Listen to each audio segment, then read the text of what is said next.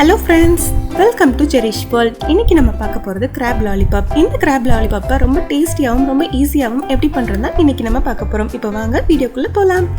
நான் இன்றைக்கி medium size நண்டு வாங்கி அதெல்லாம் வாஷ் பண்ணிவிட்டு வச்சுருக்கேன். இப்போ இதில் உள்ள ஃப்ளஷ் எல்லாம் நம்ம தனியாக எடுத்துடலாம். நம்ம உள்ள ஃப்ளஷ் எல்லாம் எடுக்கும் போது அதில் அந்த இருக்கிற ஓடு சேர்த்து எடுத்துடாம பார்த்துக்கோங்க. வெறும் ஃப்ளஷ்ஷை மட்டும் எடுத்து போடுங்க. இது மாதிரி எடுத்திங்கனாலே அதுவே வந்துடும். நண்டில் உள்ள ஃப்ளஷ் எல்லாம் எடுத்ததுக்கப்புறமா அதோட லெக்கை இந்த மாதிரி உடச்சி தனியாக எடுத்து வச்சுக்கோங்க. நம்ம அதில் ஸ்டஃப் பண்ணி மேலே வைக்கிறதுக்கு இந்த மாதிரி லெக்கு கரெக்டாக இருக்கும். இந்த மாதிரி எடுத்து வச்சுக்கிட்டிங்கன்னா நம்ம அதை யூஸ் பண்ணிக்கலாம். இந்த மாதிரி செஞ்சு கொடுத்தீங்க அப்படின்னா வீட்டில் குட்டீஸ்லேருந்து பெரியவங்க வரைக்கும் எல்லாருமே ரொம்ப விரும்பி சாப்பிடுவாங்க. மெயினாக குட்டீஸ் நண்டை சாப்பிட வைக்கிறது ரொம்ப கஷ்டம், சாப்பிட மாட்டாங்க. அவங்களுக்கு இந்த மாதிரி நீங்கள் செஞ்சு கொடுத்தீங்க அப்படின்னா ரொம்ப விரும்பி சாப்பிடுவாங்க. கண்டிப்பாக ஒரு தடவை நீங்கள் ட்ரை பண்ணி பாருங்கள்.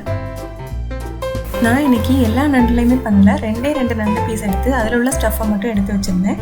எனக்கு இந்த ஸ்டஃப்பை வச்சு 6 லாலிபாப் பீசஸ் செய்ய முடிஞ்சுது. நீங்கள் நிறைய செய்யணும் அப்படின்னு நினச்சிங்கன்னா எல்லா நண்டில் உள்ள ஸ்டஃப்பையுமே ஃபஸ்ட்டு இந்த மாதிரி ரிமூவ் பண்ணி எடுத்து வச்சுக்கோங்க. இப்போ நண்டில் இருக்க ஃப்ளஷ் எல்லாத்தையும் ஒரு மிக்ஸி ஜாருக்கு மாற்றிக்கலாம். இப்போ நெக்ஸ்ட்டு இதில் என்னென்னலாம் ஆட் பண்ணலான்றதை பார்க்கலாம். இப்போ இந்த கிராப் ஃப்ளஷோடு சேர்த்து ஃபர்ஸ்ட்டு இதில் ஒரு 1 ஸ்பூன் அளவுக்கு இஞ்சி பூண்டு பேஸ்ட் ஆட் பண்ணிக்கோங்க. ஃப்ரெஷ்ஷாக அரைச்சி ஆட் பண்ணிக்கோங்க, அது நல்லா டேஸ்ட் கொடுக்கும். நெக்ஸ்ட்டு இதோட சேர்த்து ஒரு 1/4 ஸ்பூன் அளவுக்கு மஞ்சள்தூள் ஆட் பண்ணிக்கோங்க. 1 ஸ்பூன் அளவுக்கு சில்லி பவுடர் ஆட் பண்ணிக்கோங்க. நான் 2 நண்டு எடுத்து அதில் உள்ள ஃப்ளஷை மட்டும் எடுத்து நான் இன்றைக்கி கிராப் லாலிபாப் பண்ணிகிட்ருக்கேன். நீங்கள் கொஞ்சம் அதிகமாக நண்டு எடுத்தீங்க அப்படின்னா அதுக்கேற்றாப்புல மசாலா அளவும் கொஞ்சம் அதிகமாக ஆட் பண்ணிக்கோங்க. இது பெப்பர் பவுடர் ஒரு 1/2 ஸ்பூன் அளவுக்கு ஆட் பண்ணிக்கோங்க. இதோடு சேர்த்து ஒரு 1/2 ஸ்பூன் அளவுக்கு சீரகத்தூள் ஆட் பண்ணிக்கோங்க.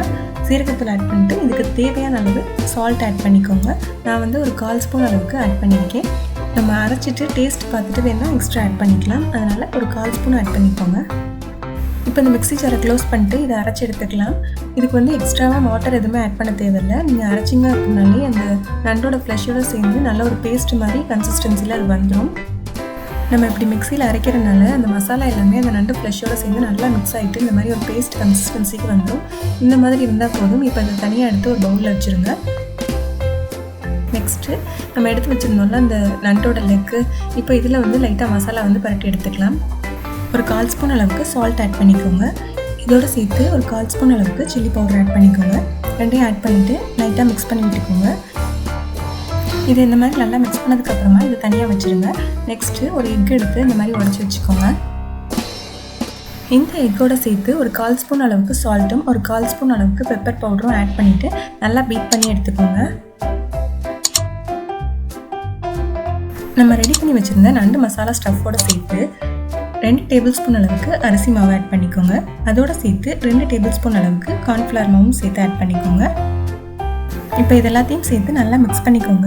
கொஞ்சமாக லைட்டாக தண்ணி தெளித்து விட்ட மாதிரி ஆட் பண்ணிவிட்டு நல்லா மிக்ஸ் பண்ணுங்கள். நல்லா ஒரு பேஸ்ட் கன்சிஸ்டன்சிக்கு வந்துடும். அந்த மாதிரி இருந்தால் போதும், ரொம்பவும் தண்ணி ஆகிடக்கூடாது.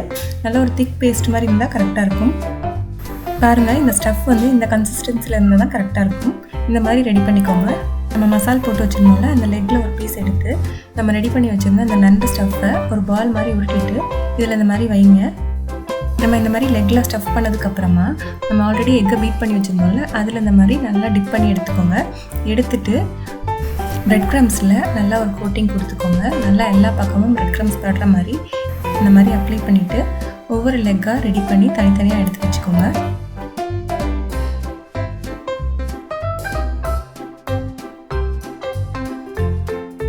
இப்போது அதே மாதிரியே எல்லா லெக்கையுமே இந்த மாதிரி ஸ்டஃப் பண்ணி எடுத்து வச்சுக்கலாம். இப்போ ஒரு பேனை ஸ்டவ்வில் வச்சு ஸ்டவ் ஆன் பண்ணியாச்சு. இதில் தேவையான அளவு ஆயில் ஆட் பண்ணிக்கலாம்.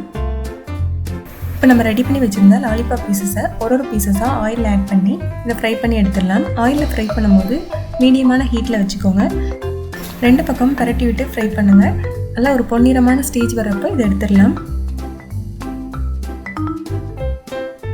பாருங்கள், நம்ம ரெடி பண்ண லாலிபாப் எல்லா பக்கமும் ஒரே மாதிரி பொன்னிறமாக நல்லா ஃப்ரை ஆகி ரொம்ப சூப்பராக ரெடியாக இருக்குது. இதை பார்த்தாலே கண்டிப்பாக எல்லாருக்குமே சாப்பிடணும்னு ஒரு ஆசை வரும். கண்டிப்பாக நீங்கள் உங்கள் வீட்டில் குட்டீஸ் இருந்தாங்கன்னா இந்த மாதிரி பண்ணி கொடுங்க. இதில் உள்ள ஓடு இருக்கனால தான் குழந்தைங்க சாப்பிட்றதுக்கு பயப்படுவாங்க. இந்த மாதிரி நீங்கள் செஞ்சு கொடுத்தீங்க அப்படின்னா ஓடு எதுவுமே அவங்களுக்கு வாய்க்குள்ள மாட்டிக்காது. ஸோ எந்த பிரச்சனையுமே இல்லை. ஹெல்த்தியான ஒரு டிஷ்ஷும் கூட. கண்டிப்பாக நீங்கள் இதை உங்கள் வீட்டில் ட்ரை பண்ணி பாருங்கள். உங்கள் குழந்தைங்களுக்கும் கொடுங்க.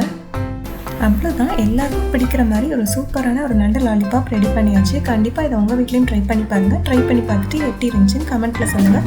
இந்த வீடியோ பிடிச்சிருந்தா மறக்காமல் ஒரு லைக் பண்ணுங்கள், உங்கள் ஃப்ரெண்ட்ஸ்க்கும் ஒரு ஷேர் பண்ணுங்கள். இன்னும் நம்ம சேனலை சப்ஸ்கிரைப் பண்ணனா சப்ஸ்கிரைப் பண்ணுங்கள். அண்ட் ஃபியூச்சர் அப்டேட்ஸ் பார்க்குறதுக்காக மறக்காமல் பெல் ஐகானை கிளிக் பண்ணுங்கள்.